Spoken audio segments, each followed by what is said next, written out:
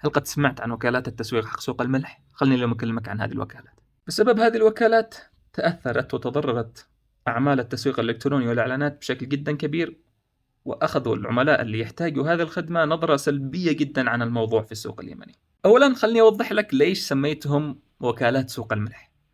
طبعا بسبب التنافسية الغير منطقية في الأسعار. يعني الحين أي وكالة تسويق تبدأ، والله إني أشوف يعني وكالة تسويق تنزل إعلانات عن انه عندهم باقات اعلانيه ب5 دولار، تلاقي انه خلاص يعني كان بدا الموضوع 20 15 دولار، الحين قد بدوا يتنافسوا على مستوى ال5 دولار، واعتقد مع الوقت بيدخلوا بمرحله السالب. يعني الى اين بيوصل بهم موضوع التنافسيه هذا؟ طيب ذا الحين ايش المشكله؟ المشكله عند العميل لما يشوف انك تنزل باقات زي كذا ويكون في باله توقع انت اصلا مش فاهم توقعاته ولا انت فاهم اهدافه، فيشتري الباقه هذه بالتوقع الذي في باله ويقول لك أنا متوقع شيء والنتيجة حاجة ثانية، وبهذه الطريقة أنت قطعت حبله بينه والتسويق الإلكتروني بشكل نهائي، وأخذ نظرة عن التسويق الإلكتروني والإعلانات.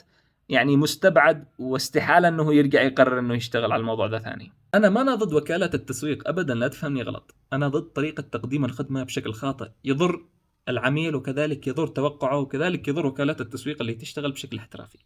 فانت الحين بدلا من انك تقدم هذه الباقات وتنافس بالسعر الى ان تصل الى الصفر حرفيا، وتحصل لك لعاعة ممكن نص دولار دولار بعد الباقة الإعلانية، اشتغل بشكل صحيح وفهم احتياج العميل وقدم الخدمة حقك هذه بشكل يعني يليق بتقديمك الخدمة. أما تشتغل تسويق وأنت أصلا ما اشتغلتش على نفسك بالجانب التسويقي. تدروا ليش وصلنا لهذه المرحلة أنه في باقات إعلانية ب5 دولار و3 دولار ومن هذا الكلام الفاضي؟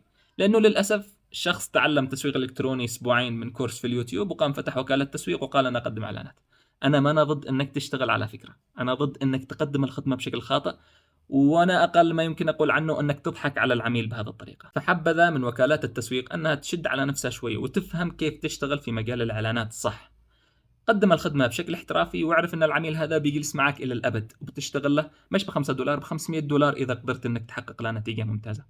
فحبذا انك تغير طريقه تعاملك مع السوق، والسوق اليمني لا زال متعطش لهذه الاشياء، بس صراحه متضرر من الاعمال اللي بتسويها وكالات التسويق والباقات اللي بتسويها، اللي اصلا باقات غير منطقيه. حبيت اني اتكلم عن الموضوع بسبب انه والله وكالات التسويق بدأ يعني الموضوع عندهم يتوجه بمنحنى خطير. يعني مع الوقت اعتقد بيتنافسوا بالسالب، بيكون العميل لما يجي يشتغل معهم تعال وانا ادي لك 50 دولار ولا تعال انا ادي لك 10 دولار، بسبب انه وصلوا لارقام مش صح انك توصل لهذه الارقام وانت تقدم خدمات اعلانيه.